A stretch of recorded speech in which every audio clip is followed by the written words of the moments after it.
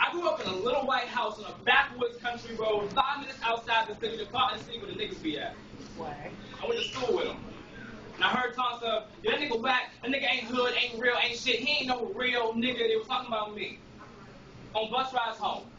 Before it routined itself into neighborhoods that were less than desirable, it passed by my house first to let me free. Now my house had fresh white siding, backyard grown with love, front yard big enough to throw a ball at it running into the street, and a real parent to greet me at the door. They hated me for what they thought that I was, suburban middle class. I hated me for what I thought I was, a statistic, just fighting against my own destiny, poor.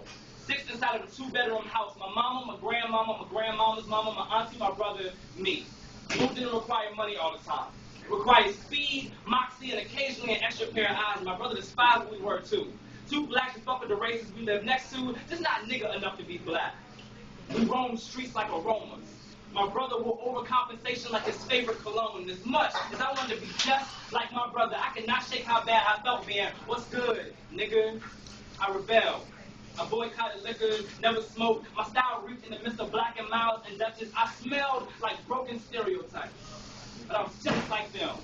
Single mother, my dad was nothing but a junkie. I got home-cooked meals, yes, but they were scraped together by sacrifice. They were deep-fried in faith. What you are and what people think you are too often too different to ever see each other clearly.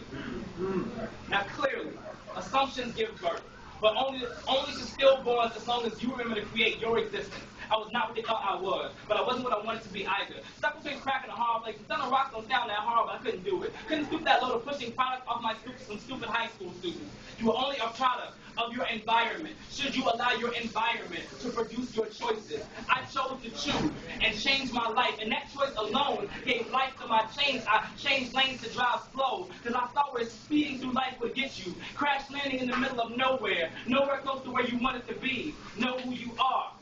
Know where you're going, and know that your trip is going to look very different to those in the adjacent lanes. But you ignore those hating eyes from the side of the road. When you get to your destination, they're going to envy your drive, and they finally going to see just who you are.